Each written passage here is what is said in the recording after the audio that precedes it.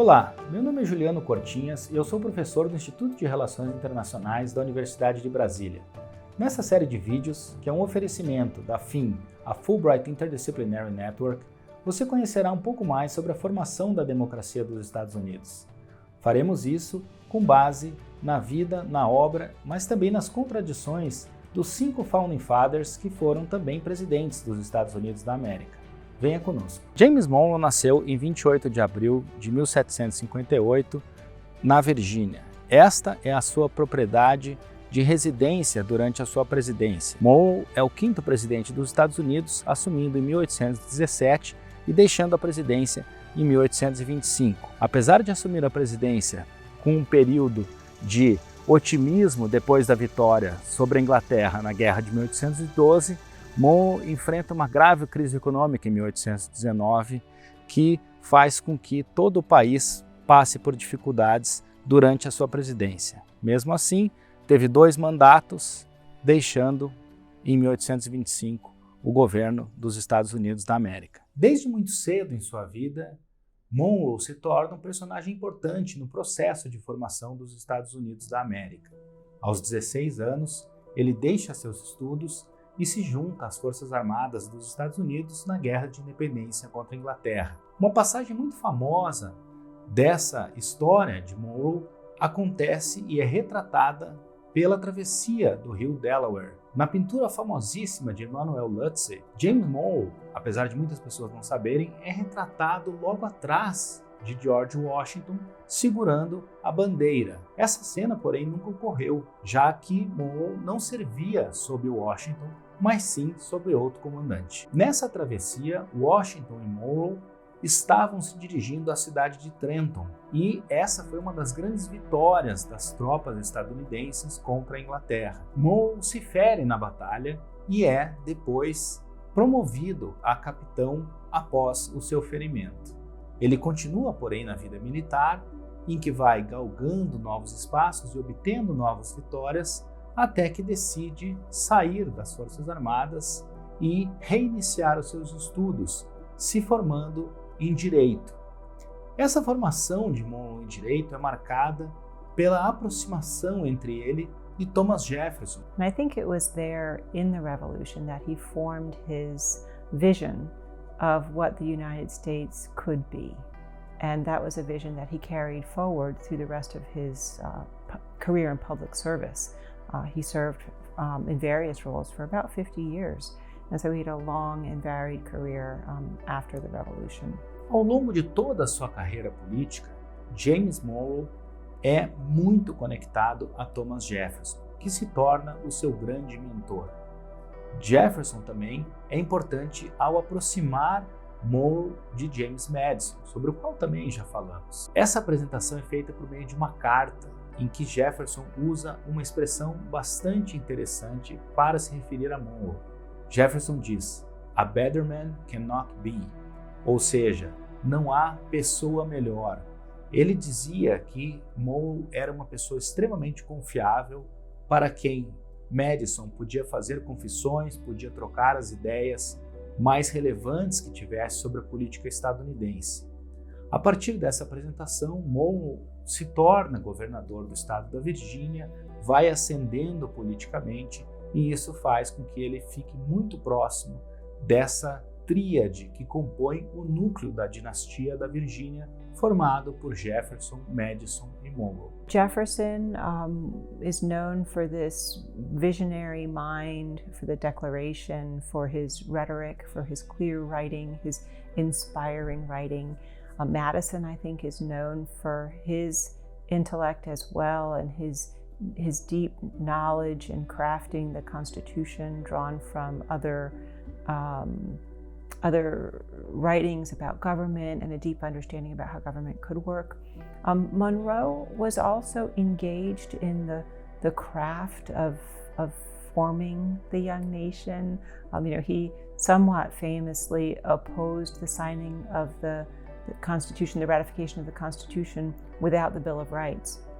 I think we often forget that it was not that he was opposed to the Constitution, it was that he was opposed to it without those provisions for individual rights. Guarde essa história porque ela vai voltar a ser importante nesse nosso filme daqui a pouco. Uma passagem que retrata a relação de plena confiança entre Jefferson e Monroe é a negociação para a compra da Louisiana, sobre a qual já falamos em episódio anterior. Jefferson enviou Monroe para negociar com os franceses, conferindo a ele responsabilidade sobre um dos principais feitos de sua gestão. Monroe, então, já demonstrava grande capacidade para as relações internacionais. Pouco tempo depois de retornar da França, em 1807, Monroe tornou-se governador da Virgínia pela segunda vez, mas ficou no cargo somente entre janeiro e novembro de 1811. Sua saída ocorreu porque foi convidado por Madison para ser seu secretário de Estado, passando a comandar as relações exteriores dos Estados Unidos. Monroe exerce essa função pelos 8 anos de mandato de James Madison.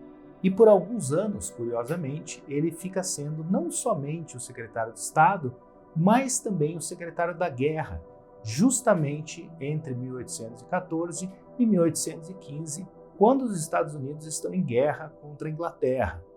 Então Monroe se torna uma figura política importantíssima nos anos de Madison e consegue vários feitos, inclusive apoiar a vitória contra os ingleses. O ápice da carreira política de Monroe vem em 1817, quando ele é eleito como o 5º presidente dos Estados Unidos.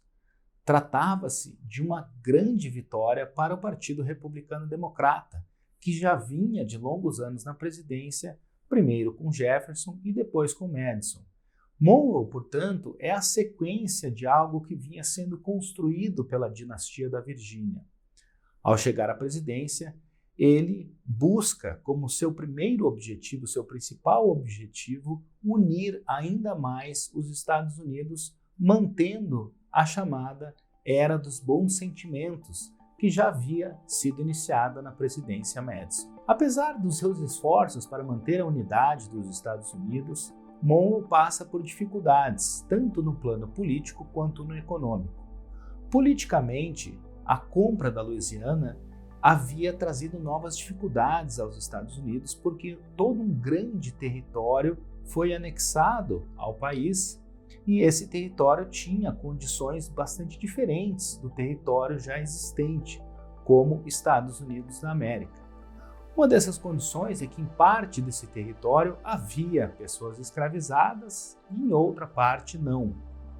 Essa divergência chega ao seu ápice quando o estado de Missouri é anexado aos Estados Unidos da América. Isso é feito a partir do chamado Compromisso de Missouri, que permite que um novo estado seja anexado aos Estados Unidos, tendo pessoas escravizadas como parte essencial da sua economia. Mas com o Compromisso de Missouri, Monroe tenta chegar a um caminho do meio, ou seja, permite a entrada de um novo Estado escravagista na União, mas também garante que Maine, um estado do norte, pudesse ser anexado.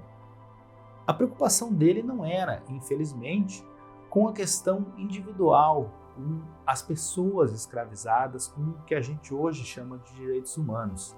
A grande preocupação dele era manter o equilíbrio político entre estados em que havia escravidão e estados sem pessoas escravizadas. We look at what was his core value during the Missouri crisis, and it was maintaining the Union. And he very much worked to make that happen. He worked behind the scenes with members of Congress, other politicians to create the Missouri Compromise. The cost there, of course, was that millions of Americans remained enslaved for the next 45 years. And that, that's a terrible compromise.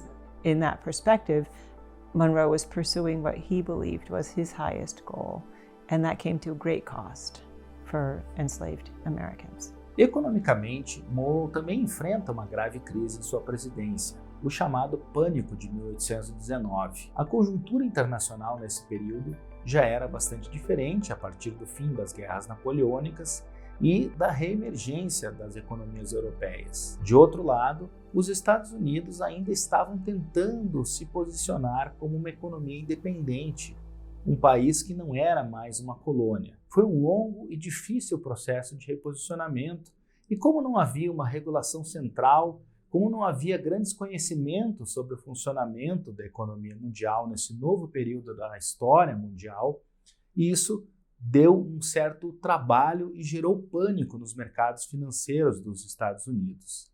Monroe tenta resolver a situação, mas não tinha as ferramentas suficientes para isso, e cada estado resolve, então, adotar políticas econômicas diferentes, alguns mais protecionistas, outros menos, mas isso tudo faz com que a crise demore a ser resolvida. Monroe, apesar disso, consegue a sua reeleição e fica na presidência dos Estados Unidos até 1825. Então, de certa forma, é possível dizer que ele vence tanto a crise política quanto a econômica e tem sucesso na sua presidência. Apesar da importância dessas graves crises que enfrenta, Monroe, ao menos aqui na América Latina, é mais conhecido por uma questão de política externa, a famosíssima doutrina Monroe. Certamente você já ouviu falar dela. Mas a que se refere a doutrina Monroe? As guerras napoleônicas enfraquecem bastante as potências coloniais europeias que se engajam em uma disputa feroz entre si. Isso abre espaço para aqui na América Latina haver diversos processos de independência. Um deles, inclusive, aqui no Brasil. Importante lembrar que o Brasil se torna independente em 1822, durante a presidência Monroe, portanto. Nesse processo, o que Monroe faz? Ele aceita reconhecer as independências dos países latino-americanos, desde que esses países começassem a se aproximar cada vez mais dos Estados Unidos, e manda um recado aos europeus.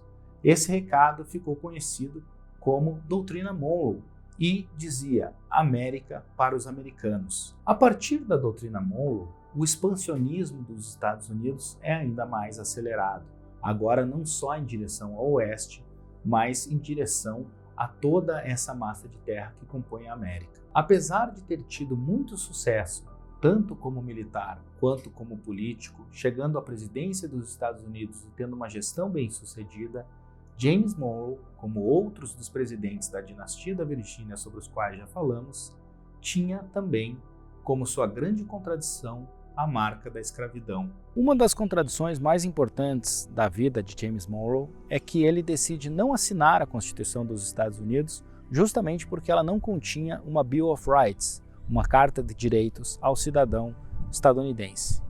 James Monroe, porém, tinha aqui em Highland sua propriedade no estado da Virgínia, mais de 170 pessoas escravizadas. Em uma casa como essa, moravam várias famílias. Situação infelizmente deplorável, o que significa dizer que as liberdades da Carta de Direitos, da Bill of Rights, não eram, infelizmente, para todos e todas. These founders, these Virginia presidents, if we're talking specifically, relied on slavery for their personal lives, for their personal economies, for the national economy.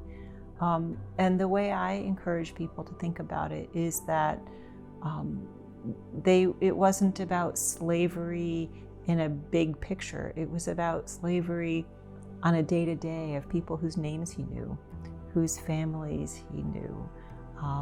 There were individuals, there were mothers and children, there were spouses, right? And so they lived very much in a context where they knew one another, and to have maintained slavery even with that knowledge seems so contradictory to us. And certainly we also, many people have written about, the big picture, claiming that slavery is wrong, yet perpetuating it. Visitar Highland, a propriedade de James Monroe na Virgínia, possibilitou-me aprender mais sobre o quinto presidente dos Estados Unidos da América. Monroe talvez seja o menos conhecido dos 5 que retratamos nessa série, mas, mesmo assim, teve realizações importantíssimas em sua carreira política. Uma das questões mais interessantes da visita foi saber que Monroe era vizinho de Jefferson. Você pode, desse modo, visitar ambas as casas em uma só viagem. Highland também impressiona pelo elevado nível de pesquisa arqueológica que está sendo realizado na propriedade. Descobriu-se recentemente, por exemplo, que a casa principal de Monroe não existe mais. So for more than 100 years, the story about Highland was that the small house that's now white was a remnant wing or a surviving wing of a larger building that was Monroe's main house from 1799. Recently, we combined documentary research with archaeology and then tree ring dating or dendrochronology to determine that the original house from 1799 is here. It is completely destroyed by fire shortly after Monroe sold the property. And the little standing house was his guest cottage that he had built by two enslaved men, Peter Mallory and George Williams, during the time that Monroe was president. So basically, those two buildings had gotten confused in the past, and not the recent past. As early as 1885, the stories had gotten mixed up. So we started excavating, and we eventually discovered archaeological remains here, the foundation walls, which are well preserved under the ground. And then we did dendrochronology, or tree ring dating, of the little house that is standing, and determined really clearly and without doubt that it was built in 1818. And that matches a letter where Monroe talks about building a guest house during his presidency. So this completely changes the understanding of the site. And you know, when I talked about the little house not representing Monroe's legacy, the discovery of what the actual house was like helps us to place Monroe better in the context of this historic site. Agradeço a todos os profissionais da James Monroe's Highland, e em especial as senhoras Sarah Bon Harper e Nancy Stetz, por todo o apoio que me deram durante a visita à propriedade. Saber mais sobre ele, suas virtudes e contradições, possibilitou-me entender melhor o processo de formação da democracia dos Estados Unidos da América. Conhecer a história daquela experiência permite refletir também sobre os problemas de outras democracias. Como dissemos no teaser desta série, que pretendia dar uma visão de conjunto do que viria pela frente, as democracias precisam ser aprimoradas e cuidadas continuamente, o que requer esforço de governantes e governados. A fundação da democracia dos Estados Unidos deixou para trás vários habitantes do país que até hoje lutam para aprimorar os processos democráticos e por inclusão plena na sociedade. Esta foi uma série curta que não pôde tratar de muitas questões que continuam a ser relevantes, mas aguarde que novas surpresas virão. Fique de olho.